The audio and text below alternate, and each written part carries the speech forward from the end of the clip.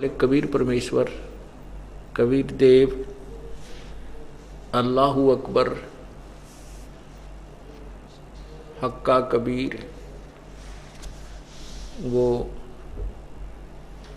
अपने सतलोक को त्याग करके इस काल के लोक में आते हैं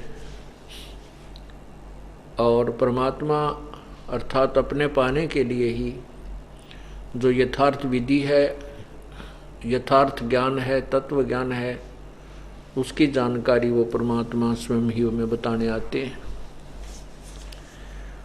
वो परमात्मा क्या कहते हैं कि झूठे सुख को सुख कहे ये मान रहा मन मोदे, ये सकल चबीना काल का भाई कुछ मुख में कुछ गोद। पुण्यात्माओं, परमात्मा ने आकर के ढेर सारी वाणी बोल रखी हैं, इतने मोटे मोटे ग्रंथ लिखे हैं, कबीर सागर लिखा है, कबीर शब्दावली बनाई है, ना जाने कितने प्रकार से इस अज्ञानी जीव को समझाने की चेष्टा की है।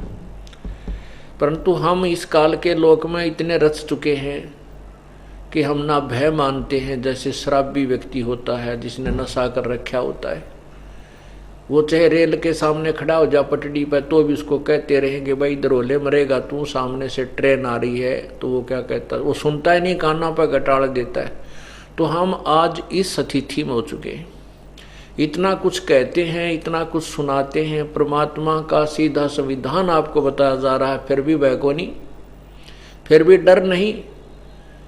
वही डाक के तीन पात हमारे रहते हैं। सत्संग सुनते समय भी हम अगर भयभीत नहीं होते, तड़फ नहीं बनती, कसक नहीं होती, भय नहीं बनता शरीर में, तो हम पत्थर हो चुके हैं। हमारे अंदर बहुत ज़्यादा अभी नशा शेष है। तो उसको ध्यानपूर्वक सत्संग सुनेंगे तभी तो ये नशा हमारा समाप्त होगा जो काल ने हमारे इंजेक्शन लगा रखे हैं। परमेश्वर कबीर देव जी, कबीर अल्लाह,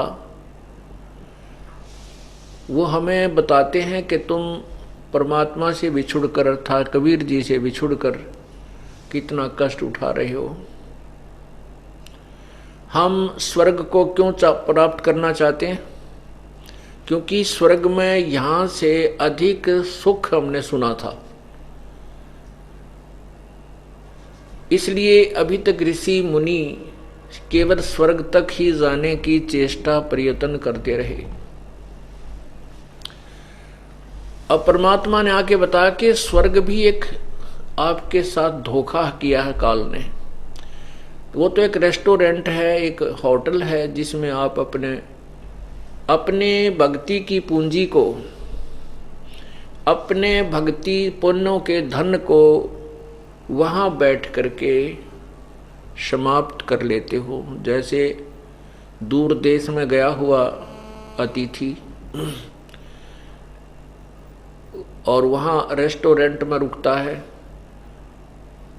उसको कोई काम नहीं है, खाना उसकी उंगली पर होता है, घंटी दबा देता है, खाना आ जाता है, चाय आ जाती है, चाहे वहाँ कितनी बकवाद करो, उसकी जेब से पैसा खर्च होता रहता है और वो सब सुविधाएं उसे उपलब्ध रहती हैं। उसके पास जब पैसा नहीं रहता तो उसे होटल से धक्के मारकर बाहर निकाल दिया जाता है। समझदार अपने आप ही वहाँ से चल पड़ता है, और जो नशे में होता है उसको बता दिया जाता है कि आपके इतने पैसे जमा हैं, या तो और जमा कराइए, नहीं यहाँ से चलिए। ठीक इसी प्रकार वो स्वर्ग भी अपनी ही पूंजी का नाशक है। तो वहाँ जाना भी कबीर परमेश्वर ने अच्छा नहीं बताया। परमात्मा ने आके बताया कि तुम सतलोक में रहा करते थे। पुण्यात्माओं, या कोई भी नहीं चाहता मैं काम करूं,